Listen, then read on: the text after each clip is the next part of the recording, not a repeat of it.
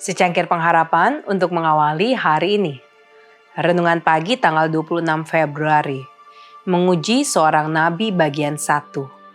Matius 7 ayat 15 dan 16 berfirman, "Waspadalah terhadap nabi-nabi palsu yang datang kepadamu dengan menyamar seperti domba.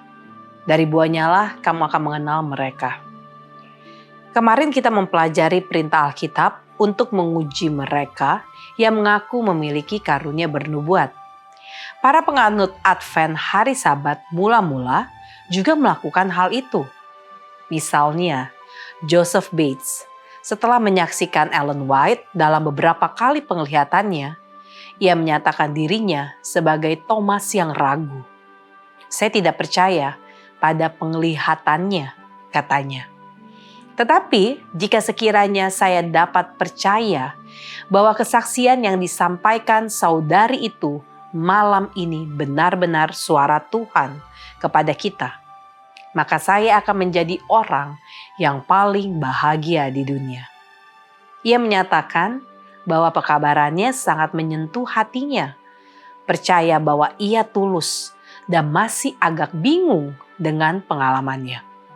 Kemudian ia menulis, "Meskipun saya tidak dapat melihat satupun dalam penglihatan itu yang bertentangan dengan firman Tuhan, namun saya merasa khawatir dan sangat tertantang dan untuk waktu yang lama tidak mau percaya bahwa itu lebih dari sekedar apa yang dihasilkan oleh kondisi tubuhnya yang lemah dan sakit berkepanjangan."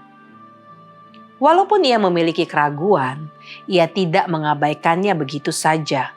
Dengan latar belakang ajaran Christian Connection, ia setidaknya terbuka terhadap gagasan bahwa karunia-karunia Roh Kudus dalam Perjanjian Baru, termasuk karunia bernubuat, akan tetap ada di gereja sampai kedatangan Kristus kembali. Akhirnya, Bates memutuskan untuk menyelidiki apa yang diyakini Ellen sebagai karunia ilahi atau karunia bernubuat itu.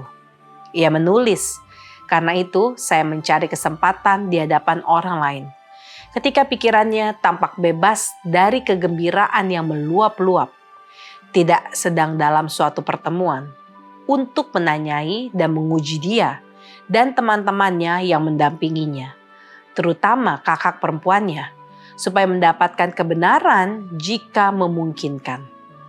Ketika dia dalam penglihatan, Bates menambahkan, "Saya mendengarkan setiap kata dan memperhatikan setiap gerakan untuk mendeteksi tipu daya atau pengaruh yang menghipnotis." Bersama Bates, kita menemukan studi kasus tentang seseorang yang berjuang antara kecenderungan alami untuk menolak pengakuan bahwa dia memiliki karunia bernubuat dan perintah Alkitab untuk menguji dan menerima apa yang baik. 1 Tesalonika 5 ayat 19 sampai 21. Kita akan kembali ke perjuangan Bates dalam topik ini. Namun, kita perlu jujur pada diri kita sendiri. Bagaimana dengan saya? Apakah pikiran dan hati saya benar-benar terbuka? Atau apakah saya begitu penuh prasangka terhadap karunia tersebut sehingga saya tidak dapat melihat bukti? Semoga Tuhan memberi kepada masing-masing kita satu pandangan yang jelas dan hati yang terbuka terhadap topik ini. Doa kita hari ini, Tuhan, bukalah hati dan pikiran kami untuk menerima kebenaran-Mu. Ajar kami menguji dengan bijak, kuatkan iman kami, dan pakailah hidup kami untuk menghormati karunia Roh-Mu. Amin.